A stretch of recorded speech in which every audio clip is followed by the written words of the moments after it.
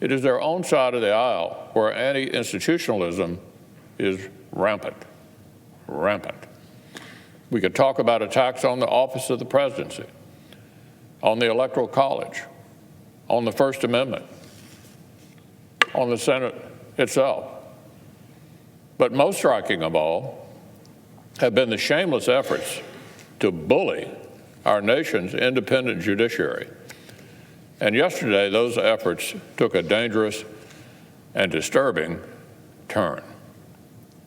By now, many already know what the Democratic leader shouted outside the Supreme Court yesterday morning. I'm sorry to have to read it into the record. First, he prompted a crowd of left-wing activists to boo two of the associate justices, as though Supreme Court justices were professional athletes and Senator Schumer were jeering from the stands. And then the senior senator from New York said this: "I want to tell you, Gorsuch, I want to tell you, Kavanaugh, you've released the whirlwind, and you will pay the price. You won't know what hit you if you go forward with these awful decisions." End quote. Madam President, I'm not sure where to start. There is nothing to call this except a threat. And there's absolutely no question to whom it was directed.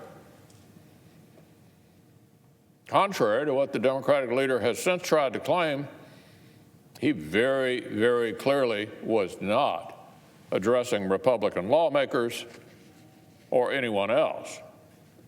He literally directed the statement to the justices by name. And he said, quote, "If you go forward with these awful decisions," which could only apply to the court itself. The minority leader of the United States Senate threatened two associate justices of the U.S. Supreme Court, period. There's no other way to interpret that.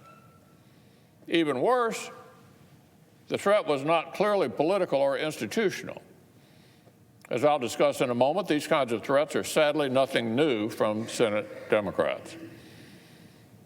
This was much broader, much broader.